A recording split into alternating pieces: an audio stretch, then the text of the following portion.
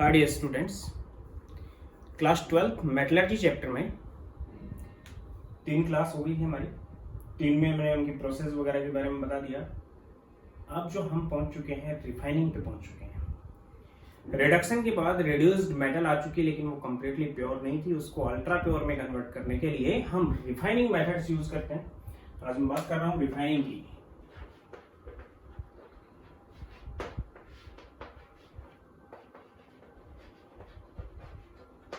Refining of metals. Refining की जो methods थे उन्होंने फ्लो चार्ट में आपको बता दिए हैं। फर्स्ट ले रहे हैं हम liquation.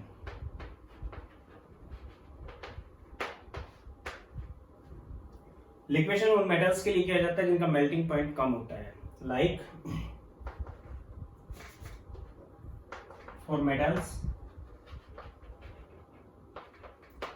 Which have low melting point,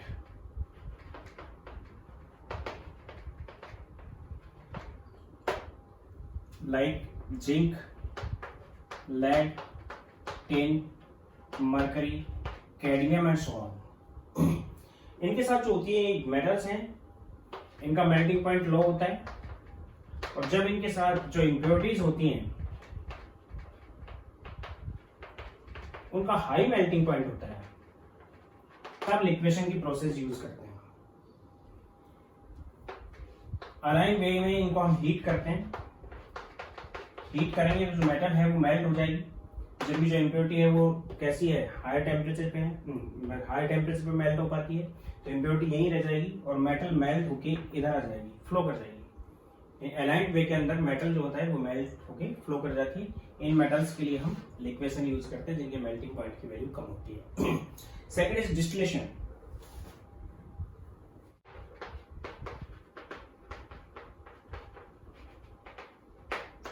distillation भी उन्हीं मेटल्स के लिए करते हैं जिनका मेल्टिंग पॉइंट कम होता है, लेकिन यहाँ पे हम वो यूज करते हैं जिनका बॉइलिंग पॉइंट कम, जिनका मेल्टिंग पॉइंट कम होता है उन्हीं का बॉइलिंग पॉइंट भी कम होता है। तो the metals which have low boiling point then impurities, impurities से जिनका कम बॉइलिंग पॉइंट होता है उनको हम यहाँ पे डिस्टिलेशन यूज करते हैं। एक टब के अंदर कंटेंट को हीट करते हैं। हीट करने के बाद ऊपर एक सरफेस यूज करते हैं। यहाँ पे 2 चीजें हैं, मेटल प्लस इम्प्योरिटी। मेटल के बॉइलिंग पॉइंट से ज्यादा टेम्परेचर हम यहाँ पे यूज करते हैं, यानी बॉइलिंग पॉइंट से हायर टेम्परेचर की कंडीशन पे, जबकि इम्प्योरिटी के बॉइलिंग पॉइंट से कम टेम्परेचर यूज करते हैं। उस कंडीशन में मेटल है वो वेपराइज होती है, और वेपराइज होके केवल कौन वेपराइज होगा, मेटल वेपराइज होगी, और यहाँ पे जाके कंडेंस्ड हो जाती है।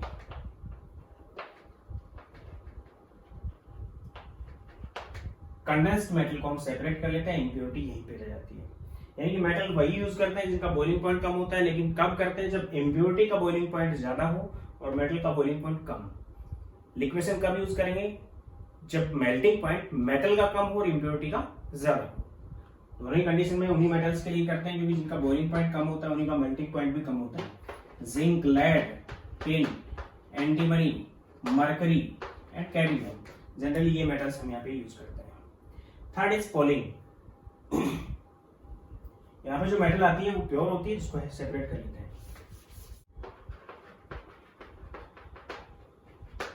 पॉलिंग जनरली सल्फाइड और के मेटल्स के लिए किया जाता है।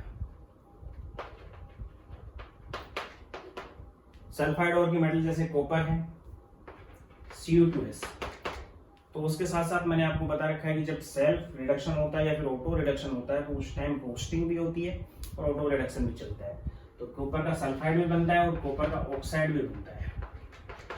दोनों प्रेजेंट होते हैं और दोनों आपस में रिएक्शन करते हैं और सल्फाइड डाइऑक्साइड रिमूव करते हैं। तो उस कंडीशन में हम क्या करते हैं,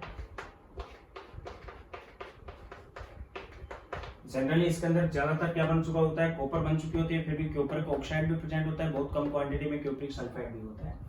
कि हायर टेम्परेचर की कंडीशन में इम्प्योरिटी और मेटल और मेटलिक ऑक्साइड और मेटलिक सल्फाइड भी इसमें प्रेजेंट है।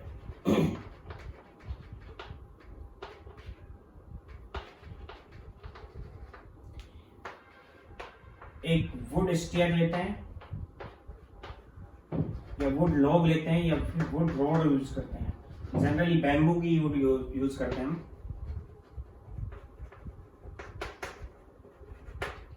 और इससे इसको हिलाते रहते हैं।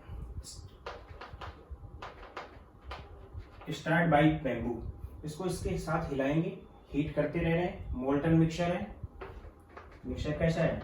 Molten mixture. जैसे जैसे इसको हम हिलाते रहेंगे वैसे वैसे एक रिएक्शन तो ये होती रहेगी कि जो क्यूप्रिक ऑक्साइड है वो क्यूप्रिक सल्फाइड के साथ, यानी कि लेड का भी हम यूज करते हैं, lead sulphide, lead oxide, mercury का भी यूज करते हैं, mercury sulphide and mercury oxide. इसको हम सिल्वर के लिए भी यूज कर सकते हैं। तो मैं यहाँ पे कॉपर के लिए बता रहा हूँ कि Cu2S Cu2O के साथ ट्रीट होके and convert into 6 of Cu plus SO2, यानी सल्फर डाइऑक्साइड इसमें से रिलीज होने लगती है। एक तो कंडीशन ये है। एक कंडीशन ये है कि इसमें जो Cu2O बचा हुआ है वो बैम्बू के अंदर प्रेजेंट हाइड्रोकार्बन प्रेजेंट होते हैं बैम्बू के अंदर, या फिर वुड स्टीयर के अंदर या वुड लॉग के अंदर हाइड्रोकार्बन प्रेजेंट होते हैं, फॉर एग्जांपल मीथेन। इसके साथ भी हाई टेम्परेचर पे ट्रीट हो जाता है and it convert into copper को सेपरेट करता है, कार्बन मोनोऑक्साइड प्लस में वाटर रिलीज हो जाता है, यानी कार्बन मोनोऑक्साइड गैस भी यहाँ पे रिलीज होगी और वाटर भी यहाँ पे रिलीज होगा और उस कंडीशन में कॉपर सेपरेट आउट होता चला जाएगा। तो पोलिंग से इसको हिलाते रहते हैं और इसमें सल्फर डाइऑक्साइड, कार्बन मोनोऑक्साइड और वाटर रिलीज होता रहता है, जिससे जो मेटल होती है वो प्यूरिफाई होती चली जाती है, which is called polling. Third,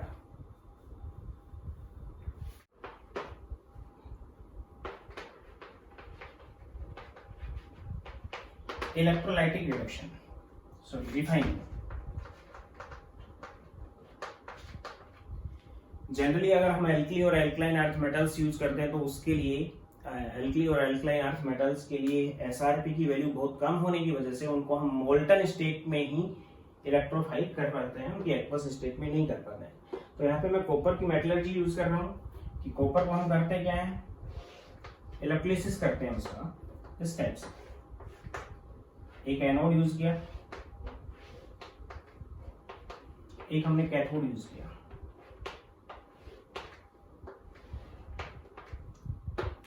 यहाँ पे जो एनोड यूज किया है वो इम्प्योर मेटल का होता है जिसको हमें प्यूरिफाई करना है, और जो कैथोड यूज किया है वो प्योर मेटल का होता है, यानी प्योर मेटल का कैथोड यूज करते हैं, इम्प्योर मेटल का एनोड यूज करते हैं। एनोड पे पॉजिटिव चार्ज होता है और कैथोड पे नेगेटिव, और इलेक्ट्रोलाइसिस करते हैं इसका। जो इलेक्ट्रोलाइसिस करते हैं तो यहाँ पे हमने जो इम्प्योर मेटल यूज किया वो कॉपर यूज किया है, और यहाँ पे भी प्योर मेटल कॉपर यूज किया है क्योंकि हम कॉपर की मेटलर्जी यूज कर रहे हैं। यहाँ पे सिल्वर भी यूज कर सकते हैं। सिल्वर अगर यूज करेंगे तो दोनों, ये इम्प्योर होगी और ये प्योर होगा, एनोड इम्प्योर होगा और कैथोड क्या होगा, प्योर होगा सिल्वर के केस में, और कॉपर के केस में भी ऐसा ही होगा।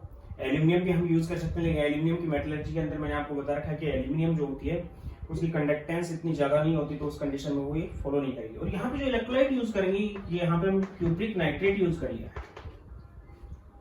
क्यूप्रिक नाइट्रेट का एक्वस सॉल्यूशन, यानी कि इलेक्ट्रोलाइटिक रिफाइनिंग हम generally copper, silver, gold in सब के लिए कर सकते हैं। तो इलेक्ट्रोलाइट भी उसी मेटल का कोई सॉल्ट होगा जो कि एक्वस होगा, क्योंकि हाइड्रोजन से ऊपर आती है एसआरपी सीरीज में, तो इनको हम यूज कर लेते हैं। तो होगा क्या इलेक्ट्रोलिसिस में, जो इसके अंदर प्रेजेंट Cu+2 था, जो इलेक्ट्रोलाइट के अंदर प्रेजेंट Cu+2 था, वो डिपॉजिट होने लगेगा इसके ऊपर, कैथोड के ऊपर। जब यहां से Cu+2 की कंसंट्रेशन इलेक्ट्रोलाइट से कम होने लगेगी तो यहां से Cu+2 बाहर आने लगेगा, यानी कि यहाँ पे कॉपर Cu+2 में कन्वर्ट होगा और यहाँ का Cu+2 यहाँ पे Cu पे डिपॉजिट हो जाएगा। तो टाइम के साथ साथ जो कैथोड है वो मास गेन करता चला जाएगा, टाइम के साथ साथ कैथोड का मास क्या होगा, बढ़ेगा, और एनोड है वो मास लूज करता चला जाएगा। एनोड इस टाइप से मास लूज कर जाएगा और यहाँ पे इंप्योरिटीज नीचे बैठ जाएंगी, एनोड के नीचे इंप्योरिटीज बैठ जाएगी, विच इज एनोड मड और anode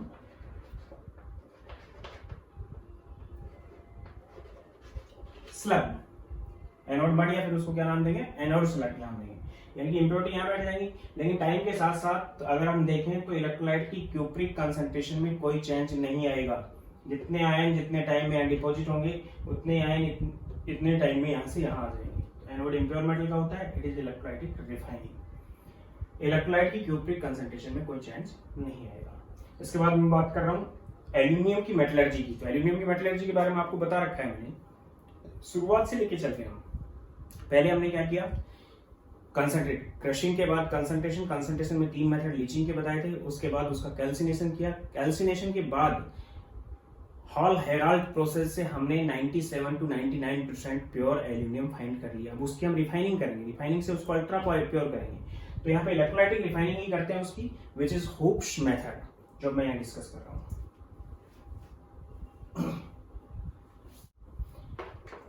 electrolytic refining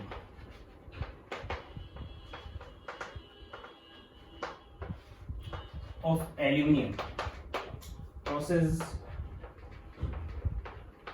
hoops method और हुप्स प्रोसेस, इसी को हम हुप्स प्रोसेस भी बोलते हैं। जो शेल इसमें हम यूज करेंगे, shell is called hoop shell. Williamson hoop के नाम पे, अमेरिकन साइंटिस्ट था जिसके नाम पे हुप नाम दिया गया इसको। तो इस शेल की ये खास बात होती है, हुप शेल इस टाइप का होता है। हुप शेल में क्या होता है कि एक आयरन बॉक्स है, आयरन बॉक्स के अंदर की जो लाइनिंग है वो ग्रेफाइट की बनी हुई होती है, जो कि यहाँ पे किस चीज का वर्क कर रहा है, ये ग्रेफाइट कर रहा है एनोड का वर्क, अकेला ग्रेफाइट नहीं कर रहा है। ग्रेफाइट का कॉन्टेक्ट होता है, 3 लेयर्स इसमें बनी हुई होती है, 3 लेयर्स बना भी डालते हैं हम, उनकी डेंसिटी के अकॉर्डिंग अपने आप सेपरेट हो जाती हैं। जो नीचे वाली लेयर है जिसको मैं 3rd लेयर नाम दे रहा हूँ, उस लेयर के अंदर मोल्टन कॉपर है, सिलिकॉन है और एल्यूमिनियम है, जो हॉल हेराल्ड प्रोसेस से 97% से 99% तक एल्यूमिनियम था, वो एल्यूमिनियम, उसके अंदर कॉपर और सिलिकॉन की इम्प्योरिटीज होती है, वो भी इसके अंदर प्रेजेंट है। उसको हमें प्योर बनाना है, उसको मोल्टन स्टेट में लेता है और डेंसिटी ज्यादा होने की वजह से वो 3rd लेयर में आता है, नीचे वाली लेयर में। 2nd लेयर में हम जो यूज करते हैं वो फ्लोराइड यूज करते हैं, कैल्शियम का, एल्यूमिनियम और सोडियम का, और क्रायोलाइट भी यूज करते हैं। एक फिक्स परसेंटेज के अंदर calcium fluoride, sodium fluoride, aluminium fluoride and chloride कौन सी स्टेट में, मोल्टन स्टेट में हम यूज करते हैं। तो इसकी डेंसिटी इससे कम होती है, जिससे ऊपर वाली लेयर में रहता है, और ये भी कौन सी स्टेट में, मोल्टन स्टेट में। और ये यहाँ पे इलेक्ट्रोलाइट का वर्क कर रहा है, जिस टाइप से पिछली प्रोसेस मैंने बताई उसमें इलेक्ट्रोलाइट हमने क्यूप्रिक नाइट्रेट लिया था, यहाँ पे इलेक्ट्रोलाइट ये है। और थर्ड और जो ऊपर वाली लेयर है, जो फर्स्ट लेयर नाम दे रहा हूँ, which is pure molten aluminium. और प्योर मोल्टन एल्यूमिनियम ग्रेफाइट की रोड्स उसमें डिप होती हैं। प्योर मोल्टन एल्यूमिनियम है वो यहाँ पे कैथोड का वर्क कर रहा है, यानी प्योर मोल्टन एल्यूमिनियम है वो किसका वर्क कर रहा है, कैथोड का। तो यहाँ पे प्योर मोल्टन एल्यूमिनियम कैथोड का वर्क कर रहा है। ये इलेक्ट्रोलाइट है, होगा क्या, जैसे इलेक्ट्रिसिटी स्टार्ट हुआ, इस इलेक्ट्रोलाइट में प्रेजेंट Al+3 आयन, क्योंकि एल्यूमिनियम का फ्लोराइड भी ले रखा है और क्रायोलाइट भी ले रखा हमने, वो ऊपर वाली लेयर में चला जाएगा, डिपॉजिट हो जाएगा यहाँ पे जाके, किसके ऊपर, कैथोड के ऊपर। तो इसकी कंसंट्रेशन को यहाँ कांस्टेंट रखने के लिए यहाँ का जो एल्यूमिनियम है वो यहाँ पे चला जाएगा Al+3 में, यानी रेगुलर इलेक्ट्रिसिस से यहाँ का एल्यूमिनियम यहाँ और यहाँ का एल्यूमिनियम यहाँ पे पहुंच जाएगा, यहाँ का एल्यूमिनियम यहाँ पे ऑक्सीडेशन से और यहाँ का एल्यूमिनियम यहाँ पे रिडक्शन से जाएगा और एल्यूमिनियम प्योर होता चला जाएगा। तो यहाँ का एल्यूमिनियम यहाँ तक पहुंच चुका होगा। जो इलेक्ट्रोलाइट है उसमें एल्यूमिनियम की कंसंट्रेशन में कोई चेंज नहीं आएगा। It is hoops process. Molten state में ये क्यों यूज किए हैं ये मैं आपको पहले ही बता चुका हूँ कि मोल्टन स्टेट में इनको यूज करने की वजह से, मिक्स करने की वजह से, एक तो इलेक्ट्रिसिस हो गया क्योंकि इलेक्ट्रोलाइट की तरह बिहेव किए। दूसरा जो मेन बात थी वो थी कि मोल्टन स्टेट में इनका जो मेल्टिंग पॉइंट होता है बहुत ज्यादा नहीं होता है, इसलिए इनको कम टेम्परेचर पे भी हम करा सकते हैं। सभी चीज मोल्टन है इसलिए टेम्परेचर की ज्यादा की नीड होती है। तो ये था इलेक्ट्रोलाइटिक रिफाइनिंग ऑफ एल्यूमिनियम, यानी कि एल्यूमिनियम को यहाँ पे हम जो फाइंड कर रहे हैं वो एल्यूमिनियम लगभग 99.99% प्योर आएगा। यहाँ पे एल्यूमिनियम की मेटलर्जी मैंने कंप्लीट कर दी, सारी प्रोसेस बता दी। एल्यूमिनियम के स्टेप से एक्सट्रैक्ट हम करते हैं किसी और से। इसके बाद मैं बात कर रहा हूं फिफ्थ, वेपर फेज रिफाइनिंग।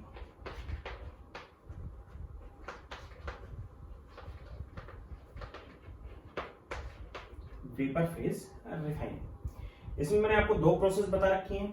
सबसे पहले इसका प्रिंसिपल क्या है कि जो मेटल है इम्प्योर है उसमें हम उसको किसी कंपाउंड के साथ ट्रीट करवाते हैं, किसी एलिमेंट के साथ ट्रीट करवाते हैं या उसके किसी रिएजेंट के साथ ट्रीटमेंट कराते हैं और उसको एक वेपर या फिर गैसेस कंपोनेंट में कंपाउंड में कन्वर्ट कर लेते हैं। तो तो इम्प्योरिटी वही रह जाती है, मेटल उसके साथ रिएक्शन करके गैसीय कंपोनेंट में कन्वर्ट हो जाती है। उसके बाद उस गैसियस कंपाउंड को हम ब्रेक कर लेते हैं हाई टेम्परेचर पे, तो मेटल सेपरेट हो जाती है। यानी इम्प्योर मेटल को हम डायरेक्ट प्योर मेटल में कन्वर्ट कर सकते हैं। 2 स्टेप यूज करते हैं। तो प्रिंसिपल क्या है इसका, initially metal converted into gaseous compound and finally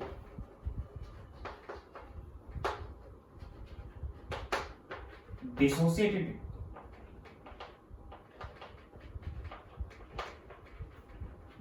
and metal separate out। यानी पहले इम्प्योरिटी और मेटल दोनों साथ होती हैं, तो हम एक ऐसे कंपाउंड या फिर रिएजेंट से उसको ट्रीट करवाते हैं केवल मेटल रिएक्शन करे और वो एक कंपाउंड में कन्वर्ट हो। मेटल की रिएक्शन से जो कंपाउंड बना उसको हम सेपरेट कर लेते हैं, इम्प्योरिटी हमारी वहीं रहेगी। तो कंपाउंड जो बना उसको हम ब्रेक करके फिर मेटल को फाइंड कर लेते हैं। तो इसमें 2 प्रोसेस यूज कर रहा हूं मैं। One is Moore's process,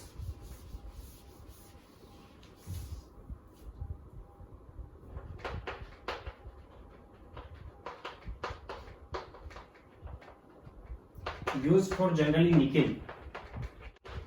nickel की कार्बन मोनोऑक्साइड के साथ रिएक्शन करवाते हैं, एक गैसेस कंपाउंड बनाते हैं टेट्रा कार्बोनिल निकेल, और उस गैसेस कंपाउंड को हम ब्रेक कर लेते हैं। इम्प्योरिटीज वही रह जाती है, गैसेस कंपाउंड के ब्रेक से निकेल प्योर आ जाता है हमारे पास।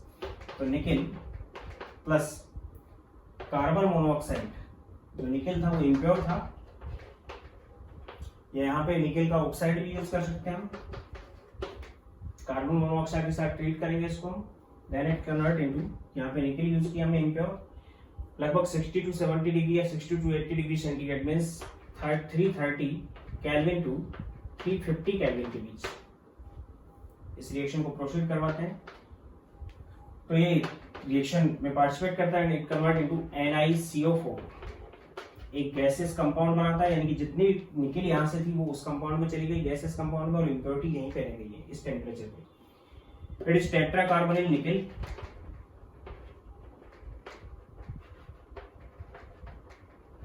जीरो का मतलब ऑक्सीडेशन नंबर यहाँ पे निकेल का 0 है, कई बार पूछा जा चुका है इसमें। और यहाँ पे जो निकेल है वो कार्बन मोनोऑक्साइड के साथ जो कार्बोनिल लिगैंड है उसके साथ टेट्राहेड्रल कॉम्प्लेक्स बनाती है। ये क्वेश्चन भी पूछा गया है, और इसमें बॉन्ड एंगल होता है 109 डिग्री 28 मिनट्स। टेट्राहेड्रल कॉम्प्लेक्स बनता है, गैसेस कंपाउंड होने की वजह से इसको सेपरेट कर लिया हमने, और इसको फिर हायर टेम्परेचर पे डिकम्पोज करवा लेते हैं, लगभग 450 केल्विन यानी 180 डिग्री सेंटीग्रेड के लगभग टू 460 केल्विन के बीच में इसको हम हीट करते हैं। हीट करने की वजह से निकेल सेपरेट हो जाता है, प्लस में कार्बन मोनोऑक्साइड गैस यहाँ से रिलीज हो जाती है। It is pure nickel. तो इम्प्योरिटी यही रहेगी और प्योर निकेल को हमने सेपरेट कर लिया। Process is Moore's process. Second is when Arkel process.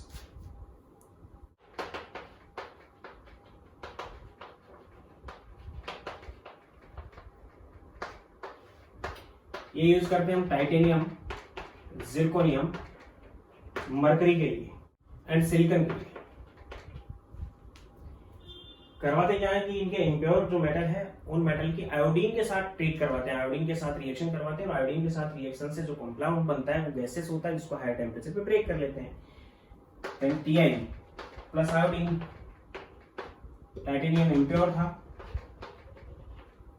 इसको हीट किया हमने। हीट करने पे it convert into TiI4, gases compound में कन्वर्ट हो गया, इम्प्योरिटी यहीं पे रह गई, टाइटेनियम का आयोडाइड बना।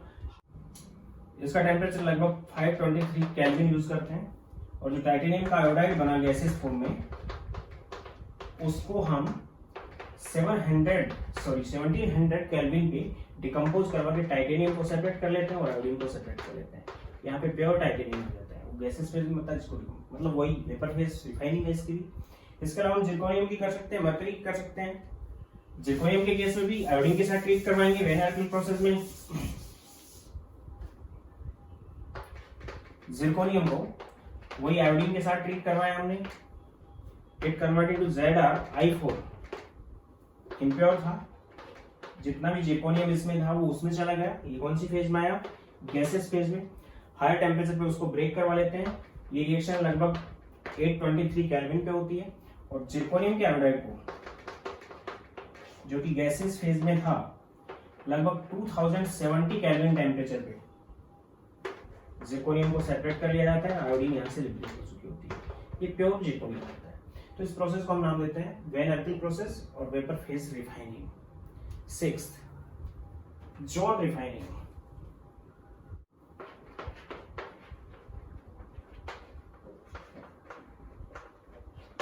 जॉन रिफाइनिंग, रिफाइनिंग का एक जोन बनता है, फ्यूजिबल जोन बनता है, मोल्टन जोन बनता है। रिफाइनिंग के जोन रिफाइनिंग से हम सेमीकंडक्टर, सिलिकॉन और जर्मेनियम सेमीकंडक्टर्स को सेपरेट करते हैं या इनको प्योरीफाई करते हैं, रिफाइनिंग करते हैं।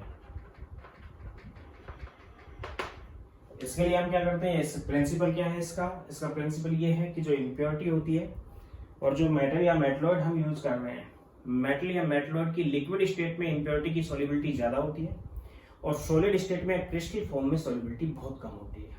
यानी कि प्रिंसिपल इसका है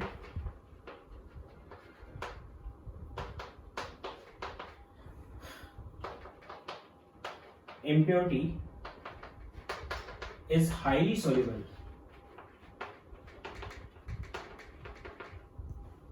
in molten state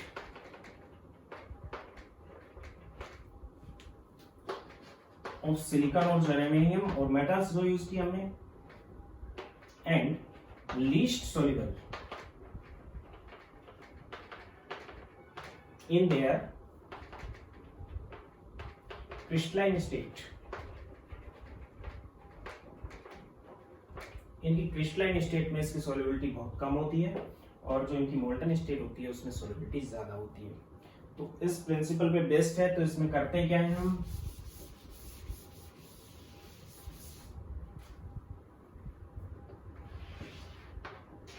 इस टाइप का एक चेंबर लिया है हमने, पाइप टाइप चेंबर है।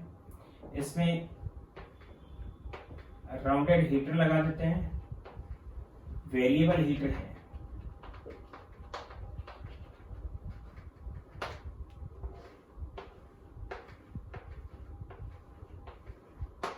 ये दोनों ही वेरिएबल हीटर यूज किए हैं।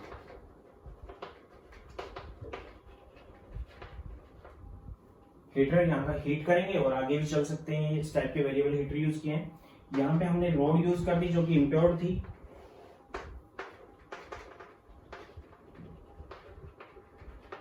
एक साइड से इसको हीट करते हुए ले चलेंगे। एक साइड से हीट करेंगे तो क्या होगा, यहाँ पे मेल्टिंग होगी इसकी, और जैसे ही मेल्टिंग होगी तो मेल्ट के अंदर क्या हो जाएगा, यहाँ से इम्प्योरिटी क्रिस्टलाइज फॉर्म से, ये सॉलिड था, क्रिस्टलाइज फॉर्म से इकट्ठी होकर मोल्टन स्टेट में सॉल्युबिलिटी ज्यादा होने की वजह से जो इम्प्योरिटी वो मोल्टन स्टेट में आ जाएगी।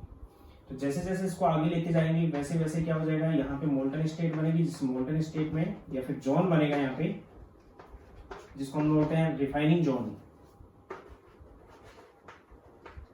रिफाइनिंग जोन में मोल्टन स्टेट रहेगी।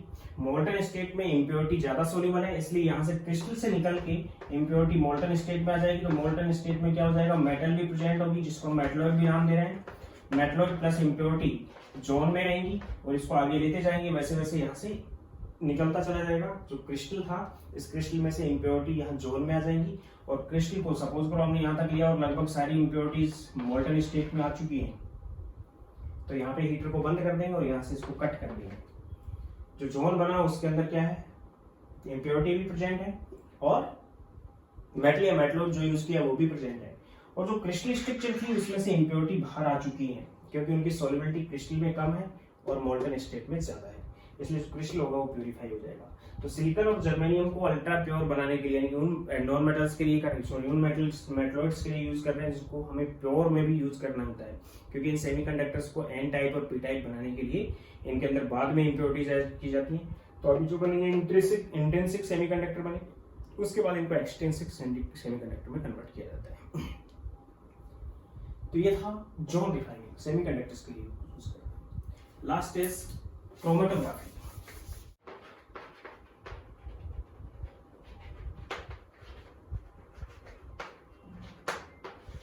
क्रोमेटोग्राफी, इसमें जो प्रिंसिपल हुए क्या है,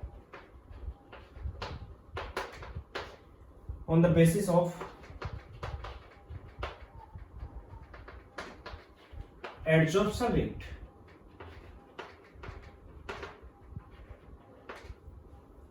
ऑफ मेटल और इम्प्योरिटी एंड इम्प्योरिटी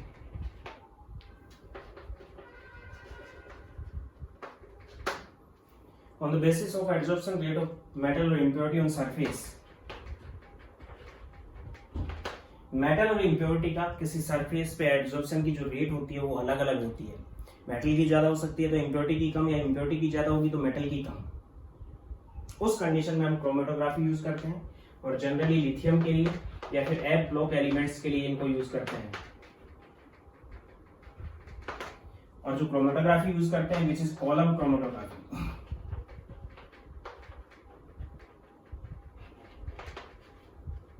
क्रोमेटोग्राफी को हमने नाम दिया है यहाँ पे कॉलम क्रोमेटोग्राफी। तो कॉलम क्रोमेटोग्राफी में डिफरेंट कॉलम बने हुए होते हैं।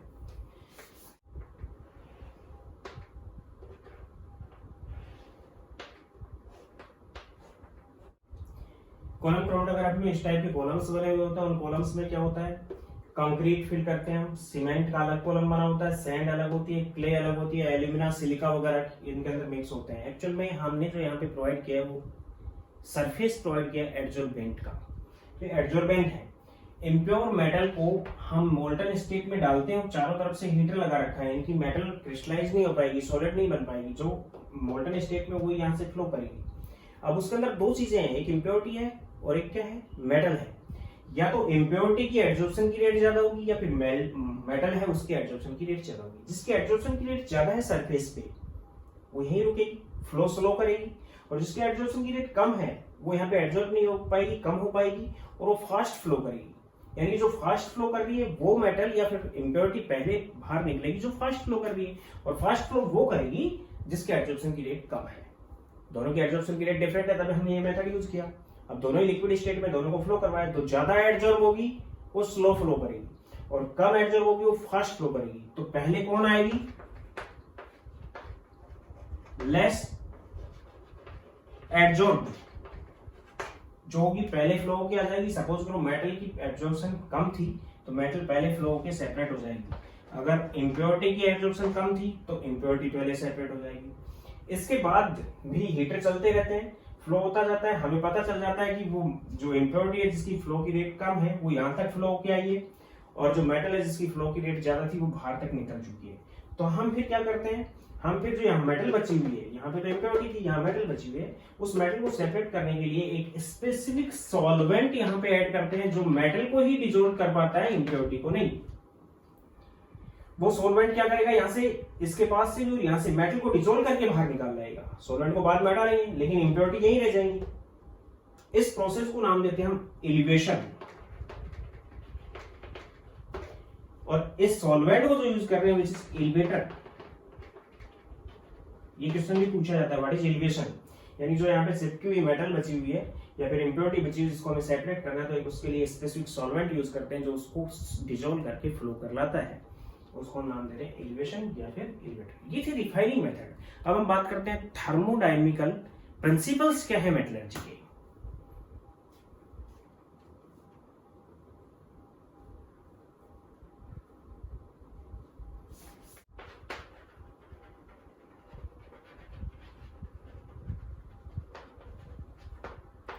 Thermodynamical principles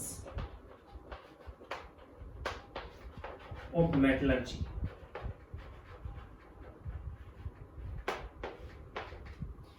क्वेश्चन उठता है कि भाई कुछ एक ऐसी रिएक्शंस होती हैं जो कि डेल्टा जी जिनके लिए नेगेटिव होता है। अब जो डेल्टा जी जिनके लिए नेगेटिव होता है वो स्पॉन्टेनियस होगी, अपने आप चलेंगी, लेकिन फिर भी कोई भी मेटलर्जिकल प्रोसेस हम रूम टेम्परेचर पे नहीं करवाते हैं। उसका बेसिक रीजन थर्मोडायनेमिक्स में आता है। या फिर जनरली मैं एक बात कहूं कि थर्मोडायनेमिकल जो इक्वेशन है delta G is equal to delta H minus T delta S, एक रिलेशन है। या फिर delta G naught which is equal to delta H naught minus T delta S naught, या फिर delta G naught which is equal to minus R T L N naught L N Q. ये relation है। यानी कि हमें क्या चाहिए thermodynamics के अकॉर्डिंग कि जिस रिएक्शन के लिए डेल्टा जी की वैल्यू नेगेटिव होगी, इसकी या फिर इसकी वैल्यू नेगेटिव है, तो स्पॉन्टेनियस प्रोसेस होगी और वो अपने आप मेटलर्जिकल प्रोसेस से हम उस रिएक्शन को यूज कर सकते हैं। यानी कि reaction in which delta Z is negative will be spontaneous.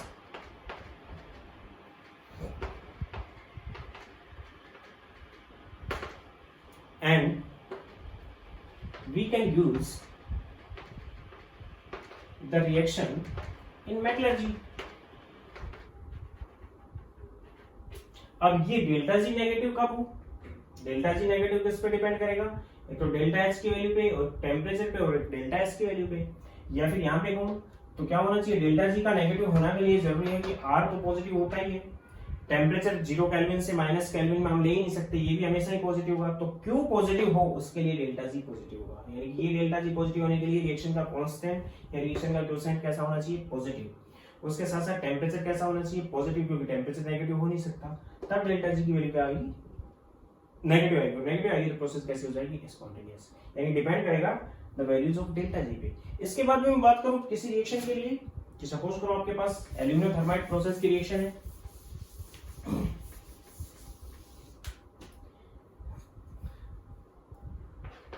Cr2O3 solid plus में aluminium solid, it convert into 2Cr solid plus में Al2O3 सॉलिड। ये एक थर्मोडायनेमिकल रिएक्शन है which is aluminium thermite process. Thermite मैंने आपको बता रखा है, थर्माइट क्या होता है? मिक्सचर होता है इन सबका। ये एल्यूमिनियम थर्माइट प्रोसेस है। इसके लिए अगर हम डेल्टा जी देखते हैं तो delta G is equal to -421 kilo joule. Negative आता है इसका डेल्टा जी। अब डेल्टा जी नेगेटिव आ रहा है तो उससे हमें पता है कि इसका Gibbs free energy change negative है और नेगेटिव आ रहा है। और मैंने स्टैंडर्ड कंडीशन भी ले रखी है कि डेल्टा जी नोट है। ये कंडीशन कौन सी ले ली? Solid, solid and solid and solid. Room temperature पे सभी सॉलिड होते हैं। तो स्टैंडर्ड कंडीशन में इसका जो गिब्स फ्री एनर्जी चेंज है वो -421 किलो जूल होता है। लेकिन वो माइनस होने के बाद भी हम इसको रूम टेम्परेचर पे नहीं करवा पाते। यानी कि delta G not of reaction is negative. It means it spontaneous at room temperature.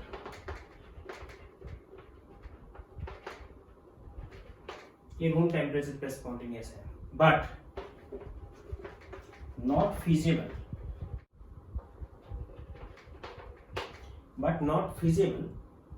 At room temperature.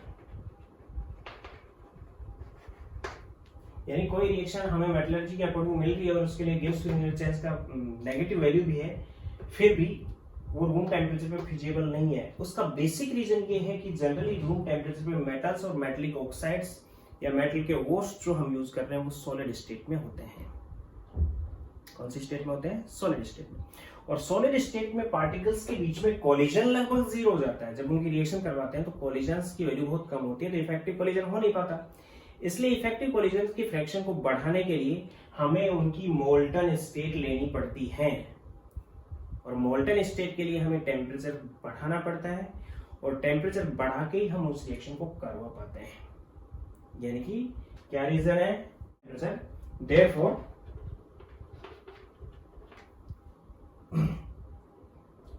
Reaction take place at higher temperature due to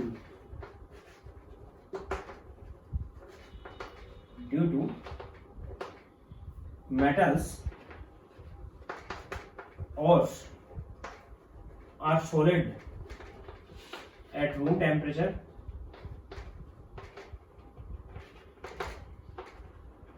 and for chemical reaction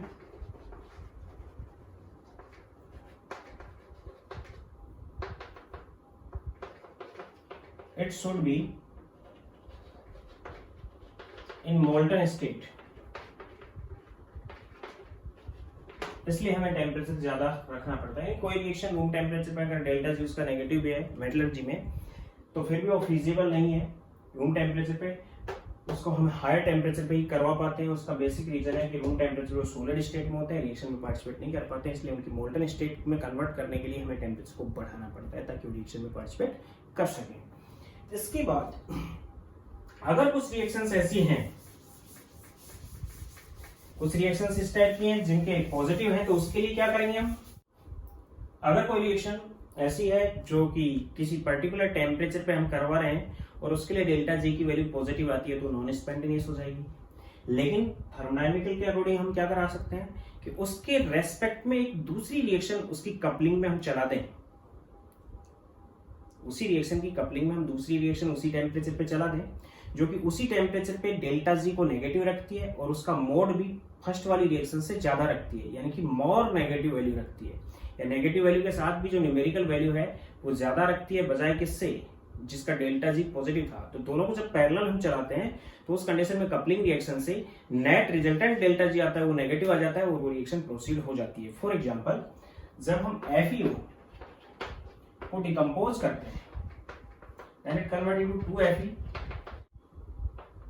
plus O2 इसमें convert होती है। तो इसके लिए जो Gibbs free energy change आता है वो पॉजिटिव होता है, पॉजिटिव 320 क्लोज में। तो ये रिएक्शन कैसे हो गई, और ये जो है गिब्स फ्री एनर्जी 1200 केल्विन पे दे रहा हूं, 1200 केल्विन टेम्परेचर पे ये रिएक्शन कैसी हो गई, नॉन स्पॉन्टेनियस हो गई। अगर दूसरी रिएक्शन लेते हैं हम यहाँ पे तो कार्बन कोक लिया हमने, इसको हमने बर्न किया, वही टेम्परेचर यूज किया हमने 1200 केल्विन, यहाँ पे भी हमने कितना केल्विन टेम्परेचर यूज किया 1200 केल्विन। तो उस कंडीशन में कन्वर्ट इनटू CO2, ये कार्बन डाइऑक्साइड में कन्वर्ट होगा, ये यहाँ पे मोल्टन स्टेट में इस टेम्परेचर पे, ये यहाँ पे मोल्टन ये सॉलिड स्टेट में, गैसेस में और ये गैसेस में। इसके लिए जो डेल्टा जी आता है 1200 केल्विन पे वो आता है -430 किलो जूल, यानी इस रिएक्शन के लिए तो डेल्टा जी की वैल्यू कितनी है, प्लस में 320, नॉन स्पॉन्टेनियस हो गई। इस रिएक्शन के लिए डेल्टा जी की वैल्यू कितनी है, -430, स्पॉन्टेनियस है, इसी टेम्परेचर पे स्पॉन्टेनियस रिएक्शन है। इसकी न्यूमेरिकल वैल्यू जो कि स्पॉन्टेनियस थी, इसकी न्यूमेरिकल वैल्यू से ज्यादा है, तो हम एक कंडीशन लगा सकते हैं कि दोनों को एक साथ करवा दें, यानी आयरन के ऑक्साइड को हम कोक से रिड्यूस करवा लें। तो नेट रिएक्शन क्या आ जाएगी, नेट रिएक्शन आ गई 2FeO plus C at 1200 kelvin temperature, O2 से O2 कैंसिल हो जाएगा, it convert into 2Fe plus CO2, यानी कि डेल्टा जी जो 1200 केल्विन टेम्परेचर पे इस रिएक्शन का आएगा वो इन दोनों का सम हो जाएगा, और दोनों का सम कितना हो गया, -110 किलो जूल इतना हो गया। तो ये कैसे आ गई वैल्यू, नेगेटिव आ गई, यानी कि अगर एक रिएक्शन की वैल्यू पॉजिटिव है तो उसके रेस्पेक्ट में कपलिंग में हम दूसरी रिएक्शन चला सकते हैं जिसकी वैल्यू न्यूमेरिकल वैल्यू कैसी हो, उससे ज्यादा हो और वो नेगेटिव वैल्यू रखती हो। तो उस कंडीशन में जब दोनों की कपलिंग उसी टेम्परेचर पे हम करवाएंगे तो एक स्पॉन्टेनियस रिएक्शन मिलेगी, क्योंकि रिजल्टेंट डेल्टा जी कैसा हो जाएगा, नेगेटिव। तो हम दोनों को साथ, यानी आयरन को हम डायरेक्ट हीट करके रिड्यूस नहीं कर पा रहे हैं, आयरन को हम कार्बन के साथ रिड्यूस करवा पा रहे हैं उसी टेम्परेचर पे। रिएक्शन कैसे हुई, स्पॉन्टेनियस। तो थर्मोडायनेमिक्स ये कहती है कि हायर टेम्परेचर की नीड क्यों पड़ती है, किसी रिएक्शन को प्रोसीड करवाने के लिए उसका डेल्टा जी कैसा होना चाहिए, और अगर एक रिएक्शन का डेल्टा जी पॉजिटिव है तो उसी टेम्परेचर पर हम उसकी कपलिंग में उसके रेस्पेक्ट में दूसरी रिएक्शन यूज करते हैं और उस रिएक्शन के साथ जो रिजल्टेंट डेल्टा जी आता है वो नेगेटिव आ जाता है, यानी कि आयरन के ऑक्साइड को हम डायरेक्ट 1200 केल्विन पे रिड्यूस नहीं करवा के आयरन के ऑक्साइड को हम कोक के साथ या कोयले के साथ या फिर कार्बन के साथ 1200 केल्विन पे इजीली रिड्यूस करवा पाते हैं। तो ये सभी फंडामेंटल चीजें हम यूज करेंगे इसमें। अब कल हम बात करेंगे, नेक्स्ट लेक्चर में हम बात करेंगे एलिंघम डायग्राम की, जो कि थर्मोडायनेमिकल एस्पेक्ट ही रखता है, and metallurgy of iron. 2 lecture में भी चैप्टर कंप्लीट हो जाएगा, बने रहें इसके साथ। Thank you.